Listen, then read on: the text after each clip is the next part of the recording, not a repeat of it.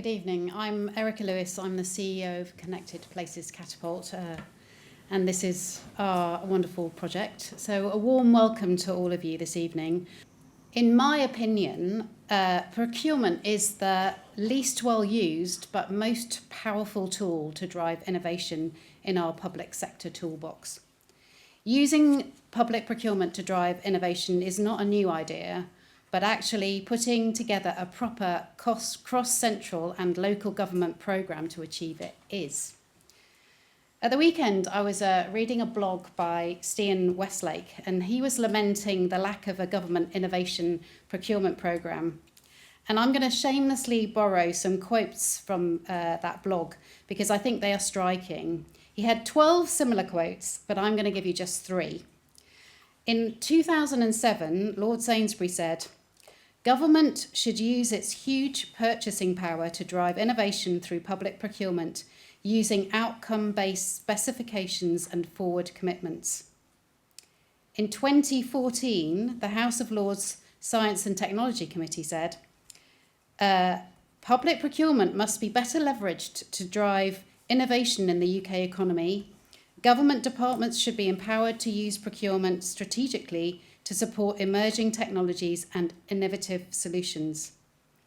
And one more on the same vein. In 2011, the Department for Business Innovation and Skills said, "The government's position as the largest customer in the UK should be exploited to drive innovation through procurement, particularly in supporting British SMEs developing new technologies."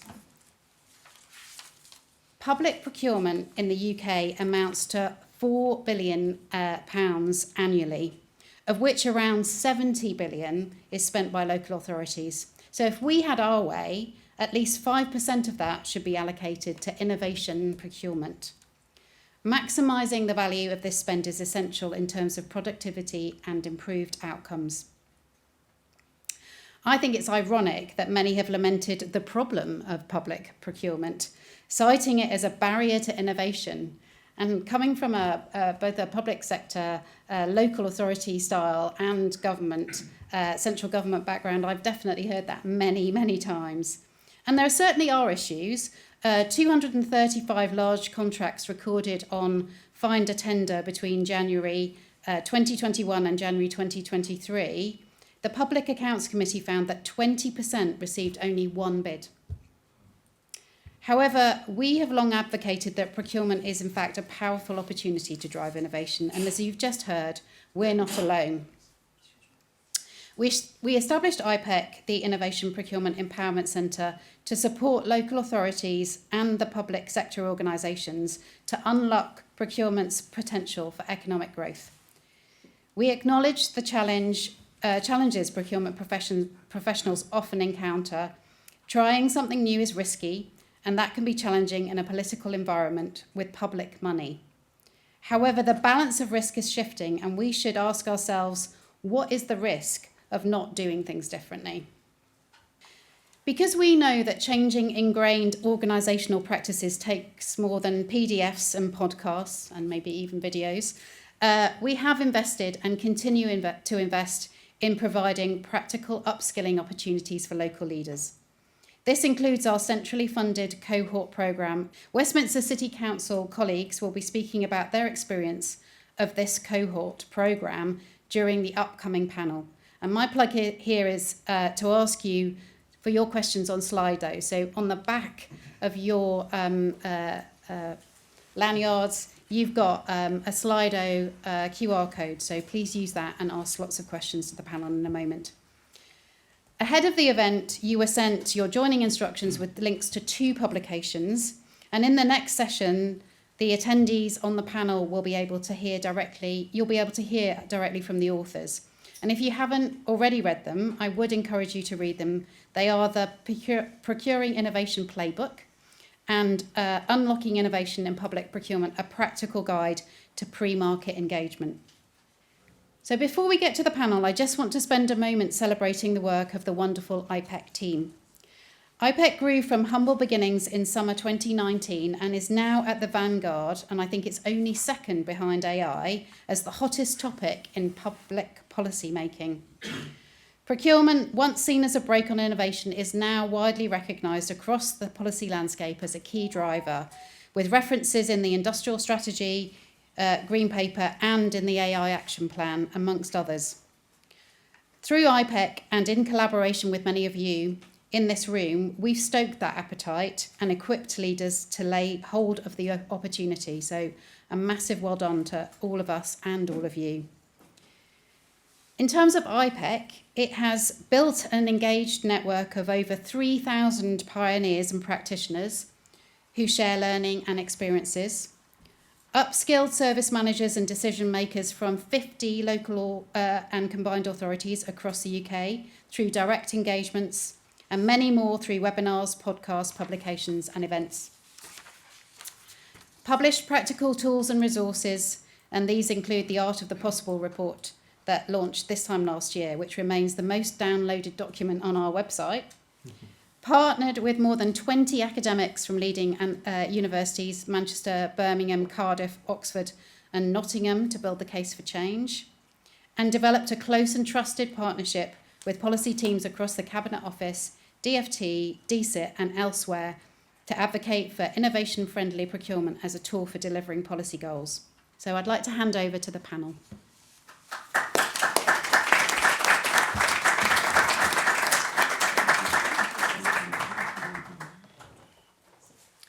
Good evening. The reason why I think that IPEC is really very different to a lot of the groups that work around public sector and government procurement is because they have a very holistic approach to it, and they also introduce the key concepts of empowerment and culture.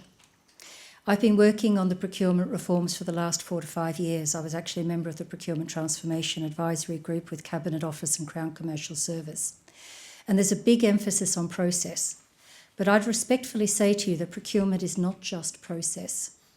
Procurement is an enabler. It's an enabler to suppliers working better together. It's an enabler to your colleagues being able to deliver the outcomes and the results they need within your organisations. And it's a gateway. It's a gateway to what follows the procurement process. So if we took a slightly different viewpoint to procurement beyond process, then we're talking about some of the key ingredients that will enable success for procuring innovation. I would probably hazard that everyone here is an experienced procurement professional. Procurement is a well-trodden path for you. But what we're looking at now is actually reimagining those skills for procuring innovation, how to do new things and do it differently. And that requires a bit of courage. It requires open-mindedness, it requires a new set of skills, and it requires confidence. So what I'm hoping we're going to do today is actually to encourage that conversation. Conversation is where you get insights, conversation is where you build understanding, and conversation is where you can explore how to do things better, because we're all doing this together. So what I'd like to do is I'd like to introduce you to our pretty phenomenal expert panel. And then I will invite them to give you a couple of minutes, 1 to 2 minutes, of them actually introducing themselves. But I'll just connect you with them now.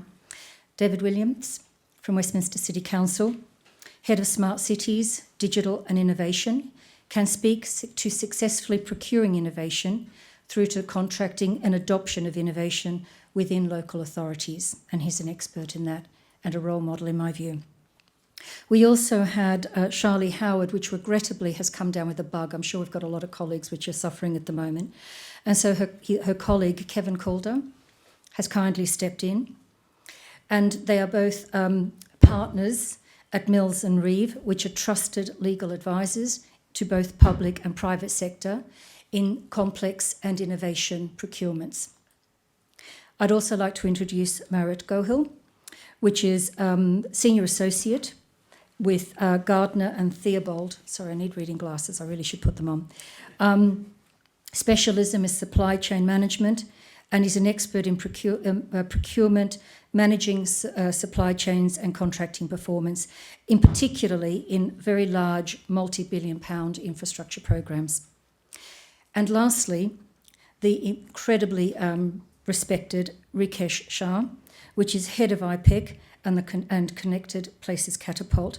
He has led very large and complex innovation procurements in some of the most challenging situations. He's also followed all that journey through to delivering an adoption of transformational business change. So that is our panel for this evening.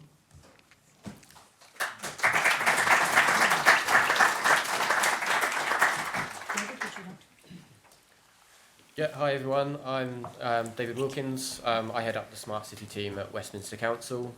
So what does that actually mean? I think I've got one of the best jobs in local government. Westminster's a really interesting place to work. And I have a very varied role. And it's varied because of the outcomes that my team work on and trying to deliver. So part of my role is around improving infrastructure within Westminster. So very much looking at how we can deploy the enabling infrastructure, the fibre, the mobile connectivity to support some of these innovative projects. Also, another area of my work is around digital inclusion. So in order to fully embrace kind of innovation, we need our citizens to be embracing of that innovation. So we work very hard to support our citizens with access to connectivity, access to devices, but most importantly, the skills and confidence to be comfortable with innovation and technology. And finally, we're developing our smart city operating system. And this is very much how we can use data and innovation to solve some of the council's most pressing problems. And we participated in this cohort, and last week we were really pleased to announce that we awarded a contract. And we're really excited to see how that company can deploy their technology to help improve commercial cooking emissions within Westminster, which is a major problem that we face, and it impacts the health of our citizens and people with COPD and asthma. So we're really hopeful that the pilot is successful and we can scale it further. Fantastic. Thank you so much. Kevin, would you? Thank you. So I'm Kevin Calder, a partner at Mills & Reeve. I'm a procurement lawyer, so I've been advising on procurements for a couple of decades and advised really from cradle to grave in terms of procurement strategy, the procurement documents, the contract, the outcome letters, all the fun stuff. I suppose Mills & Reeve is probably well known for our procurement portal website, which you may have come across, which has helpful things for procurement professionals. But I've been really excited to work with Rikesh and the team at IPEC on pulling together this procurement innovation playbook. The reason I'm excited about that is that what we've noticed at Mills & Reeve in terms of advising on procurements is that a lot of public bodies are really nervous about straying outside what they see as the sort of tram lines of this is how we run a procurement process. They're nervous about preliminary market engagement. They're nervous about any sort of innovation in how they construct things. And they're worried about procurement risk. And I'm a lawyer, so I know about risk and assessing risk. And I suppose the key message today is don't be afraid. There are ways of doing this, and hopefully the procurement innovation playbook is about giving people some of the tools to enable them to realise that actually you can do innovation, and there are real rewards if you do. Thank you. Varun? Thank you. Evening, everyone. Varun Gohill. I am a senior associate at Gardner & Theobald. I've been with them for just over a decade now. Feels funny to say that. But my specialism is in procurement and supply chain. I have led and worked on a number of large major programs across the UK, such as HS2, on TfL as well. But predominantly my background is in supply chain management, where I lead on pre-market engagement all the way through to contract delivery. And we've also partnered with IPEC this year just to launch the Unlocking Innovation Using Pre-Market Engagement document, which I hope will be a bit of a what, why and how pre-market engagement can be used to not almost, I think there's almost a perception that, as you've mentioned, that procurement practitioners almost have to straddle this tightrope between risk and almost playing it safe. But I'm hoping that this playbook demystifies that slightly. So, yeah. Thank you so much. And Rikesh, please. Yeah, good evening all. So Rikesh Shah, Head of the Innovation Procurement Empowerment Centre. Fundamentally, funded by Innovate UK, and thank you to them for their funding, the centre focuses on 5 or 6 things. Firstly, it's about upskilling and empowering, and we'll talk about that in much more depth. It's about building advocacy and driving change, and some of the Procurement Act changes hopefully focuses on innovation, which it does, and we've kindly, or the team here certainly has influenced that. It's about building the evidence, so through IPEC research, chaired by Malcolm Harbour, we're working with various universities, including our partners at the University of Manchester and Birmingham, to really build the evidence around driving change, to see what's working and where change needs to happen. And also it's about building communities. So the 3,000 members that Erica mentioned, it's how do we actually normalise this and make sure innovation through procurement is used by all. I also lecture at the Royal College of Arts on smart cities and innovation through procurement and other universities. Previously, I was the head of innovation at Transport for London, which really focused on how do we drive change through market innovation. So yeah, lovely to see you all. Thank you so much. So Rikesh, I'd love to start the conversation really with you to set the tone for, I guess, the dialogue between us. Clearly, innovation is a team sport. Innovation and procurement are both team sports. So how do you feel that procurement influences the success of innovation? And also, what do you think that the procurement plays in actually shaping the market so that it actually serves the innovative needs of the buyer and the customer? So I think, as Erica touched on, the public sector spends around over £300 billion a year. So the public sector is an incredible market shaper. Mm-hmm. And that's forgotten quite often because everyone's focusing on their local procurements, if we think about it as a whole. And I think there are, despite all that spend, there are incredible challenges that we still need to address. Mm. We've got some knotty problems. So, it could be the climate emergency, it could be the challenging around housing, it could be around social inclusion, and the list goes on. Mm-hmm. So clearly we don't have enough money to address all those challenges that we have, both at a local and national level. But despite that, I think there are opportunities because technology is changing at such a fast rate. Mm-hmm. Whether it's AI or robotics or quantum, and the list again goes on. And what that's resulting in is a much more diverse supply chain. So when I started my career, generally the supply chain was the big tier 1 suppliers, and who'd be doing the innovation, blacked out windows off the M4 somewhere, and every so often will open the briefcase and say, what do you want to buy? Yeah. What we're seeing now is you could be in Shoreditch, you could be a startup, or anywhere really, or a scale up. It could be a large corporate with an open innovation function. Mm-hmm. It could be an academic spin out. It could be a venture capitalist. So there's a massive diversity in terms of supply chain. And as a market shaper, we need to create new value. Mm-hmm. And that new value isn't to look cool. That new value is to achieve cheaper, better, quicker outcomes. And how do we ultimately, because we're there to solve public policy outcomes, how do we do that in a better way? And I think as a result, we need to get much better at understanding what's out there, be that intelligent client. We need to get better at trialling and building the evidence. We need to get better at embedding and driving change, as you mentioned. It's more than procurement. And then ultimately, how do you scale it? And I think there's a massive opportunity both at a local and national level to use procurement as that strategic lever. Fantastic. Well, that goes back to that journey piece, doesn't it? It's not just the process, it's actually the start of a journey for the whole organisation. Yep.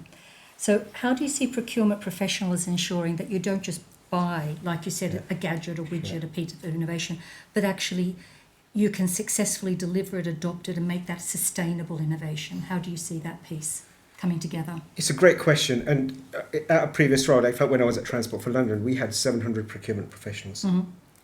And I remember we sponsored a program around how do we drive more innovation through the supply chain using procurement. And some people were really scared to actually apply new thinking because they thought if they fail, they'll be in trouble. So I think I look at it with 2 lenses here. I think the first lens is at strategic level. So if you're a CEO or a chief finance officer or a chief procurement officer, what's your role when it comes to embedding innovation through procurement? And I think that is about driving culture change. It's about accepting the fear of failure and dealing with it in the right way, creating the right behaviours, the right incentive. So strategically, what behaviours do you want to carry out in your organisation? Mm-hmm. And how do you give people that air cover? Because far too often in public sector, there's a spreadsheet that goes up the governance model. And in that governance model, everything needs to be green. Because if it's red and if it's wrong, someone's in trouble. Well, with some of my colleagues, when I was at TfL, we used to say we've got too much green here. You know, how do we get some more red in? Because that means you're pushing the boundary.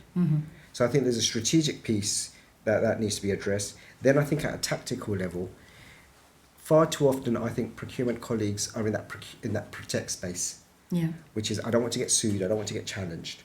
So as a result, you create a whole process that's so safe that reduces that creativity opportunity. So how do we change that where a procurement officer's role is to not only protect, but also to be more entrepreneurial?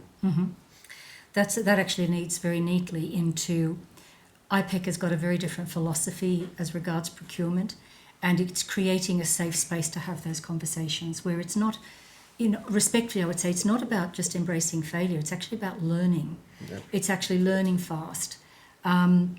So what do you think IPEC will be able to offer those people that really do want to undertake that journey and really appreciate that innovation will make a tangible material difference, but they want to make sure that at least they're getting the foundations right? What can IPEC bring to that space? Yeah, so and I'm sure David will talk about it with the Westminster example, but I think the first thing is at a really early stage, how do you define the right problem? Because, again, going back to previous lives, far too often we would either try and do everything ourselves, and you get all these secret teams that are currently working on innovating something. So it's an invention syndrome. Or if they're stuck, what they will do is they'll go out to the market and overprescribe what's wanted. So there's a bias there, which is I know what the solution is, I know what the idea is. So I think the first thing is how do you get much better at defining the problem, where you're not so vague and high level, but you're not so specific. I think after that, how do you start doing your pre-market engagement in the right way? And I think that pre-market engagement is critical, because otherwise what will happen is the tier one suppliers, sadly, will oversell to you, and they'll start trying to sell you AI and all these other things, and you're not ready to buy it. Yes. So how do you be the intelligent client at that pre-market engagement stage to say, I know what's out there and I know how it can be used? And then how do you go out and run trials, you experiment, you build the evidence, and after that, you also make sure you've created a procurement route that allows you to procure, not at the end, but you've designed the procurement process right at the beginning. So you're placing a bet, which is something will scale at the end. And then the hardest part is not that. After all of that, the hardest part is change. In an organization, you'll have a tech person, you have an engineering person, you have a procurement person, HR, that list goes on. All it takes is one person to say, I don't like this idea. And suddenly that idea is lost. So how do you bring all of those colleagues in right at the beginning and look them in the eye and say, are you up for this? It's a team sport again, isn't it? Totally. Yeah. So it's a wider package. So I think it's much more transformative. And sadly, procurement colleagues sometimes get a bad name, and I don't think it is procurement colleagues. I think it's much more wider. Very good. Well, that takes us very neatly, really, to some of the enablers which you've been referencing. So, Marit, I'd like to discuss with you really the concept of really encouraging those conversations, both with the buyer, but also within the supply chain, because again, having those conversations means that people build understanding and they have a better sense of what it is available in the market. So what do you see as the tools that you've contributed towards that IPEC and the frameworks that have supported the procurement of innovation, and actually how have you seen them really succeed? So I think you're right, Rakesh. I think there's a number of things that we can do in this space, certainly within the pre-market engagement space. But procurement practitioners also have to be very entrepreneurial, and that's another word that you've used previously. And I think one of the ways in which we can certainly do that within the guises of the new Procurement Act is through what we've termed within the new document that we've released is something called strategic market engagement, which is essentially around selling yourself as a client to the supply market. Now, I think oftentimes when I look at some of the clients that I've worked with, they don't really have a visibility within the supply market, or they don't necessarily have a voice out there. And I think that can often be very detrimental when you're starting to procure. So one of the things that we've done is around strategic market engagement, which is around trying to making sure that the seller is aware that they need to be marketable, and they need to market themselves in such a way where the supplier is wanting to work with them to build appetite, capacity, and capability within that supply market. we've seen that happen on all of the programs that I've worked with, and they can be really, really small things. Actually, it doesn't need to be a huge kind of event or anything like that. It can be simply having a list of ambitions and a vision that you're working towards as a buyer, and trying to get the supply market on board with that. Really kind of outlining exactly what kind of client that you want to be, and making sure that the supply market is aware of the fact that all of these things will kind of hopefully coalesce into a pipeline of work for them in the near future. Pipeline is key, and the other thing that we've seen in the new Procurement Act is that a number of facets around the fact that clients will now have to start publishing their pipelines on a regular basis, which will hopefully just provide a bit more structure and governance and emphasis on the fact that there is a pipeline of work here, as opposed to just sporadic pieces of work that some people may or may not win after they've trundled through a huge procurement process, which ultimately potentially could lead to no work at all. That's the first element. Then there's another element around tactical market engagement, which we've described, which is around the actual tender and the actual procurement. So trying to test the tender and the requirements, making sure that you're de-risking the procurement from failing, because that often happens often. A quote that was mentioned earlier on, that 20% of all contracts that were on contracts find only had one supplier that actually expressed an interest. I mean, that's poor value for money if you're a taxpayer. So trying to ensure that there's a great deal of capacity and appetite within the market, de-risking the procurement, and hopefully driving innovation through that whole process is something that I think we probably need to, as a collective of procurement practitioners, need to work on a lot more and become a bit more marketable in trying to sell ourselves to the supply market, because they don't know who we are. Can I make a couple of, if I can sort of build on some of the things you said, which are excellent. I think the why, the market engagement as well. Remembering that it's a without compromise conversation. So in Australia, we call it a coffee catch-up. It's like, hey, you know, what's happening in your world, what's happening in my world. And those things subtly influence, without any compromise. If you let the marketplace know that you are looking for a particular type of solution, it goes back to the point that Rish has. You actually influence what capability your suppliers build up. It actually influences what investment they make so they can better be of service to you. Because if you don't have that pipeline, it's almost like, surprise, can you please deliver this very highly innovative solution within a very tight timescale, and probably, given the current economic climate, quite a modest market. So I cannot emphasise enough Marut's point about pre-market engagement really does serve you very well, but it also makes sure that your suppliers can better serve you. Okay. I'd like to basically also ask Kevin, from a legal point of view, I also think this pre-market engagement helps you better manage risk, because you have more insight, you have more understanding, you have more confidence in what you're actually buying, potentially, and the options out there. What do you see as the other sort of risk management measures and compliance requirements legally around procuring innovation? That's a good question.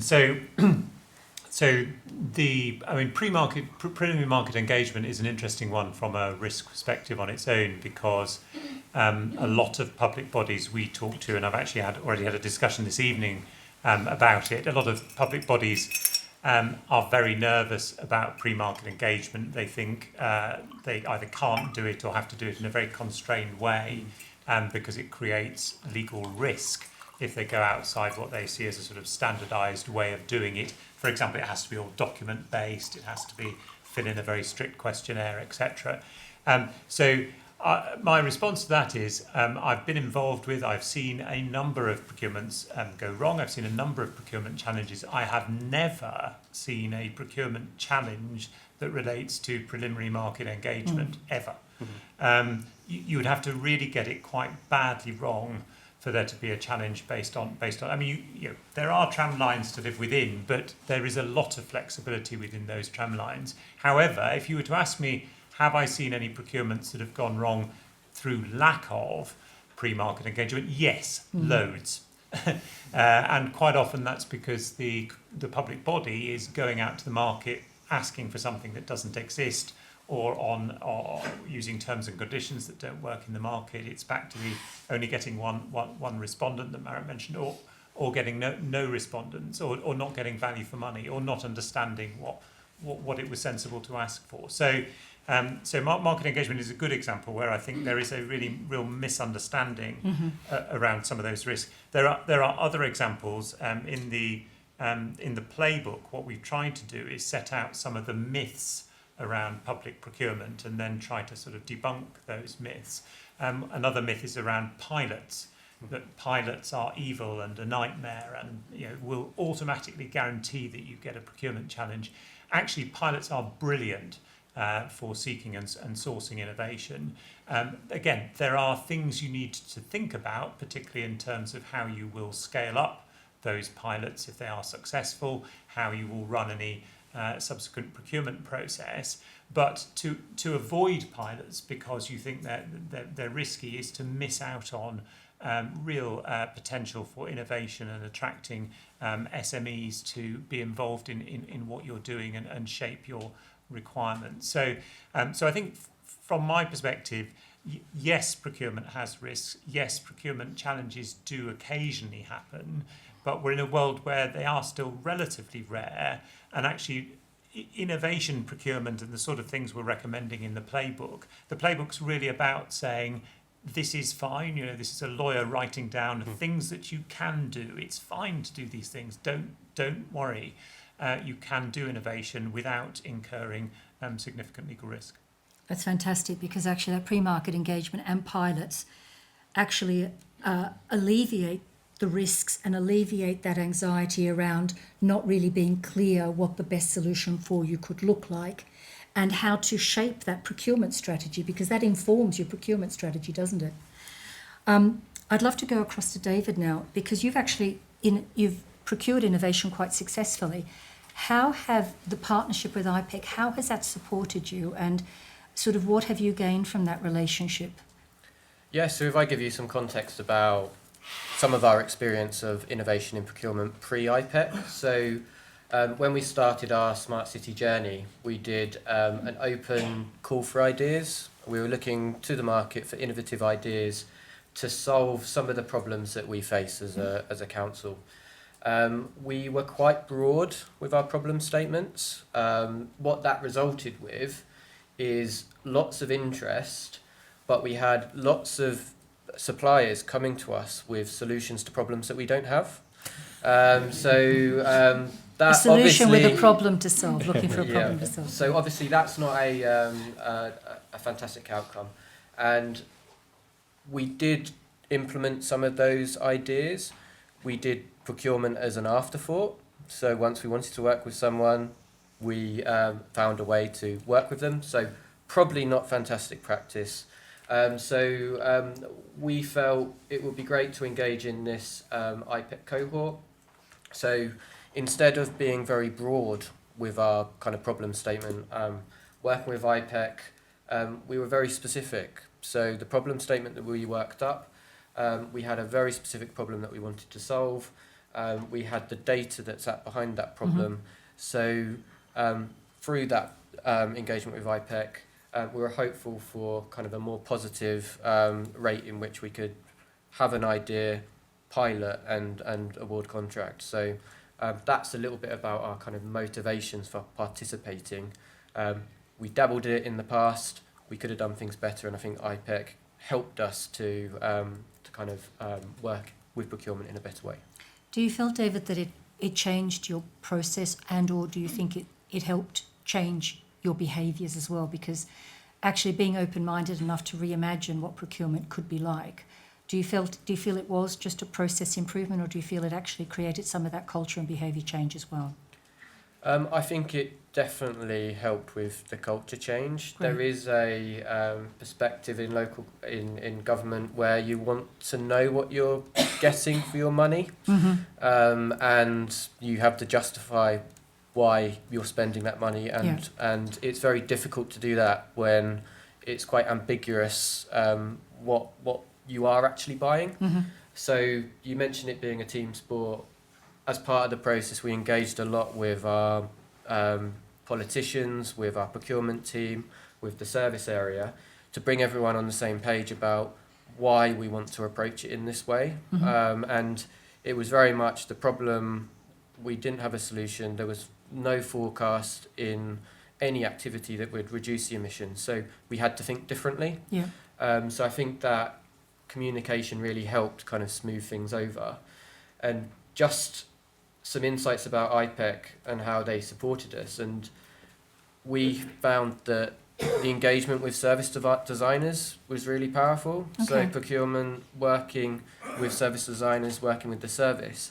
I think what the service designers bring is they go down to the root to the problem. They're really good at understanding problem and helping to articulate to the market what outcome we're trying to achieve. Yeah. So I think that was a really kind of powerful contribution from IPEC as well. Well, that really neatly sort of comes to my next one, which is, you know, if you're looking at procurement beyond being just a process, but an enabler to the rest of the team delivering, how do you feel that the new changes that you made to your procurement approach, how do you feel they enabled innovation and it helped you successfully adopt that innovation as well? Because that's really the outcome you want, isn't it? Yeah, so it was great to have IPEC to kind of hold our hands throughout the whole process. So throughout the different stages, when there was nervousness or apprehension, we had IPEC there to kind of support us, go step by step. So we followed the route of we defined our problem statement, we did some kind of soft market engagement, we understood that there were some potential solutions out there that can solve our problem. We went quite broad with, we didn't want to close down any of those kind of opportunities. And as a result, we got some really good bids that we felt confident that we could award. And we also had IPEC there to support us with some of the contracting. So bidders came back. Contract performance is always what follows a procurement, isn't it? Yeah. Yeah, so it was very much around when we procured, they came back with a set piece of work. Working with IPEC, we then negotiated that to a unit price. So instead of us kind of pigeonhole us into like a 5-unit contract or a 10-unit contract, we have the flexibility to scale up, and having that flexibility, if the pilot is successful, we'll then be able to kind of scale in an easier way instead of having to go out to procurement again. So those kind of understanding kind of where we want to go in the future is really helpful in kind of the going through some of that process. I don't want to just drill down, but if you had really briefly to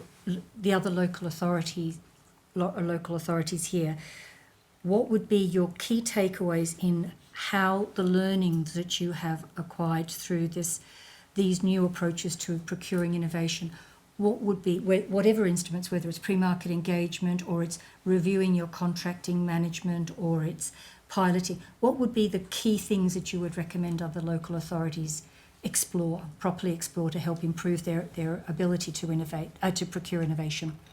I think communication is key. Excellent. I think you can't do this alone, and I think open communication between politicians, your kind of service area you're working with, the procurement team, I think that builds a level of trust. And when people are trying something new, going through change, I think having communication and trust is probably one of the most important things that I'd encourage people to have.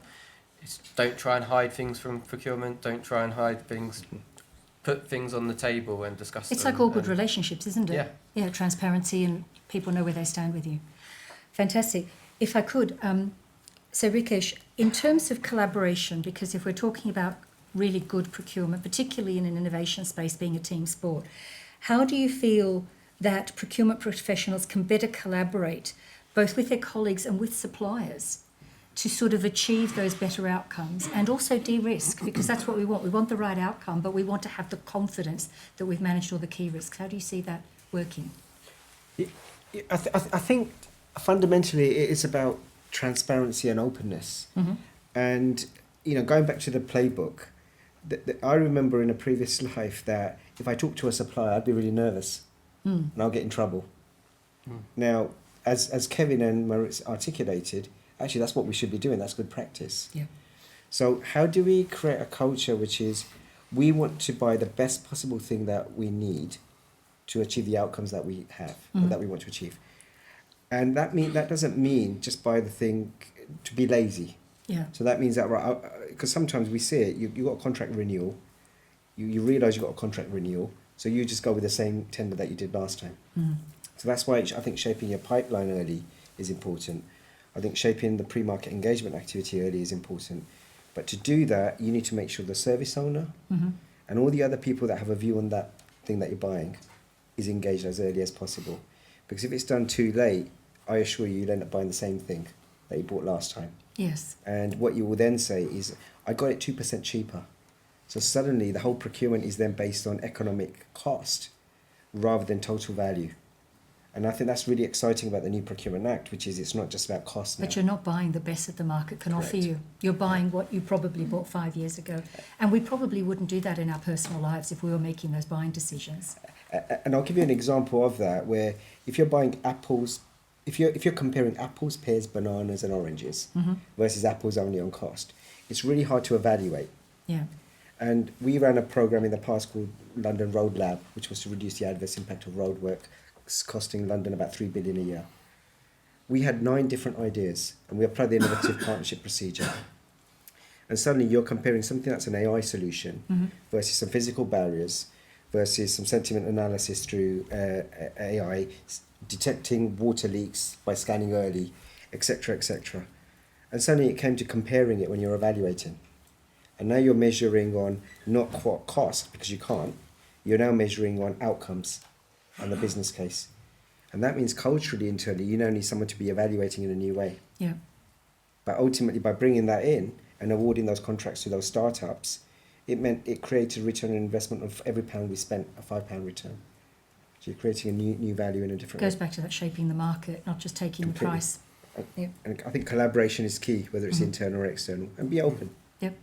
Okay. Without, because those conversations are without compromise, aren't they? Totally. Just get to know each other. So, so Murak, I'd like to ask you about, because you've worked on multi-billion-pound infrastructure projects, and of course that's a very, very significant investment, and we want to protect that investment.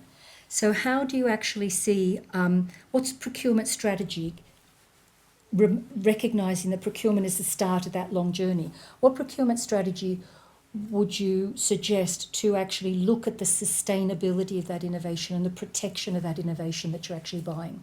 I think designing the requirement as early as you possibly can without even looking at even trying to go out to tender, as early as you possibly can, engaging as many people internally within your client organisation as you possibly can, trying to understand exactly what the specifications and the outcomes that you need to deliver are, and getting those down on a piece of paper before you even start testing anything. Once you've got those, then you can start speaking to your supply market and understanding exactly what the art of the possible is. Oftentimes that might not always be what you think it could be, or it might be incredible and it might answer all of your, it might be the answer to all of your questions. The other thing that I would do is also speak to other like-minded organisations like yourself, because chances are they've also run similar procurements and either seen them fail or have good lessons learned which you can take on board. I would say openness and transparency is completely key to all of this, and I think it's the bedrock at which a good procurement is run is early engagement, but getting your specifications in early, but also being open to those specifications changing if the market can't deliver.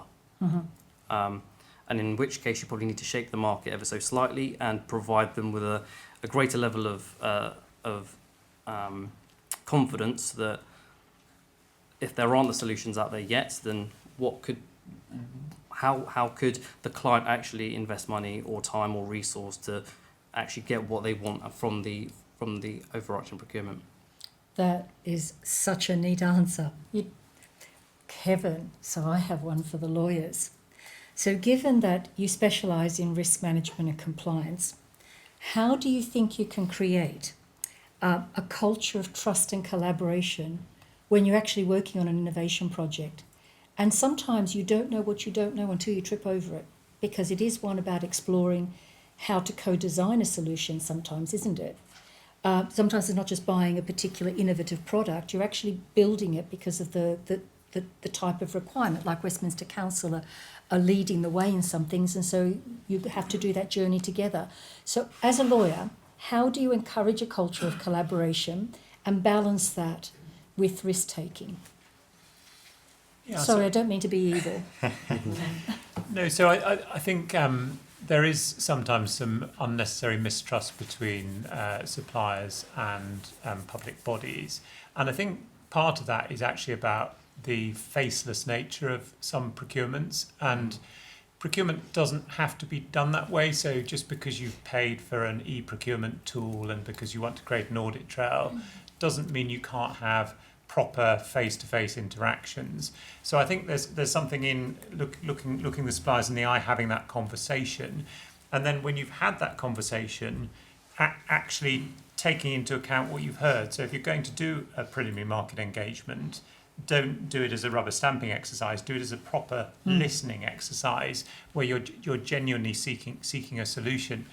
And I think another thing which is very important is what suppliers find very frustrating is when public bodies, sometimes for very good reason, but cancel or change their requirements or delay things.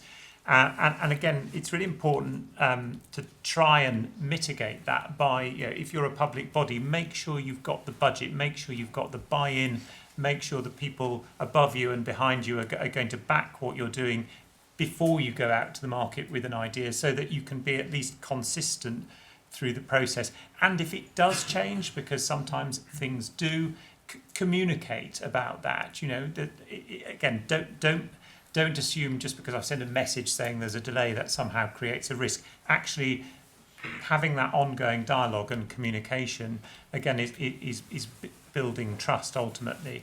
So I think it's about better communication. And making certainly the supplier feel that there is a human there who's really interested in close working and actually doing something exciting and seeing it through to the end, and has the backing of their organisation to do that. Fantastic, thank you so much. I don't know how many questions I've got, Kaylee. There's a few. I've got one more to ask the panel, and then I'd love to open it up. So actually picking up on Rikesh's point that if you do the same thing, you tend to buy the same type of solution, whatever that looks like. So I'd really like to ask David, because you've had quite some success in procuring innovation, how do you ensure that the solution you're building, whether it's an IT, a digital solution, or it's any other type of solution, that you're not procuring something that becomes legacy very quickly, that you actually build into that procurement process a little bit of future proofing so that you protect that investment and it's not out of date before you've even installed it and are operating it?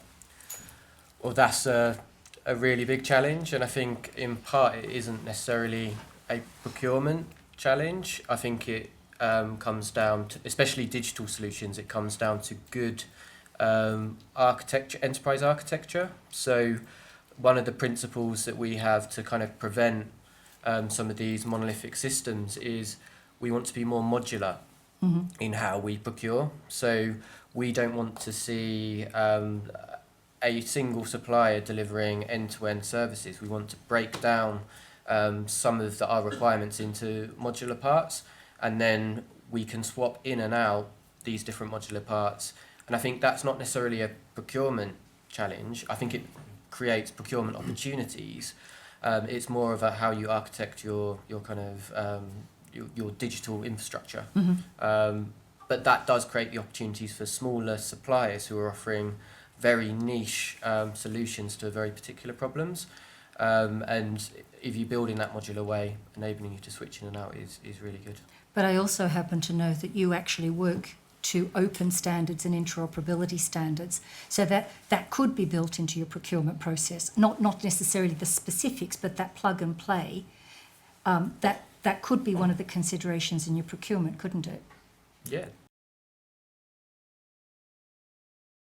Connected Places Catapult is all about bridging the gap between innovative suppliers and customers, and you'll see exactly why we've invested in this initiative and getting innovations deployed at scale and real commercial opportunities, not just going around the cycle of innovation demonstration, but really connecting the amazing companies we have in the UK to the people who need those services. 2024, we met this time last year. That was a year about legislation. It was getting the policy right, getting the conditions in place. It's great to have worked across the last year with the Cabinet Office and with others to create that narrative and that space. This year is about action. That new legislation is coming into effect, and it's the value of a thing lies in the using of it, right? So this year, IPEC will be all about continuing and amplifying the work we do to support places to lay hold of those tools and to put this into practice. That requires courage, as Elizabeth said in her comments. Culture change. This is a team sport. We recognise that this doesn't happen overnight, and so as Erica said, we will continue to invest in resources and opportunities to support you. We are here to help. So please call on us. Do share your examples of pioneering practice, your challenges. If we can join you up as potential customers, potential suppliers, and create commercial opportunities to get things done, we would love to do that. Check out the website ipec.org.uk for all the resources and the further opportunities. Thank you to those who've already answered the survey, the sort of perception survey. Someone may well come and badger you again upstairs, and we want to promote that really widely and demonstrate that there is a shift in behaviour and perception. We'll be promoting or publishing a version of this, a recording of this, in the coming weeks for other people to benefit. So do please amplify that resource so other people can benefit and connect. And as Rakesh said, the next cohort opportunity opens soon. We've been working with the LGA, Lottie and others to identify some of those common challenges across a whole range of local authorities to try and create a strong market pull for innovative suppliers. And we'll be working with those local authorities to help them to be confident, articulate customers of innovation and to get more of those amazing British innovative companies delivering real commercial projects, scaling, delivering the productivity that we need, the economic growth that we need, and the outcomes that we all want to see. So more than enough from me. Thank you for coming. Do join me in thanking the panel and the team once more, and we'll see you upstairs.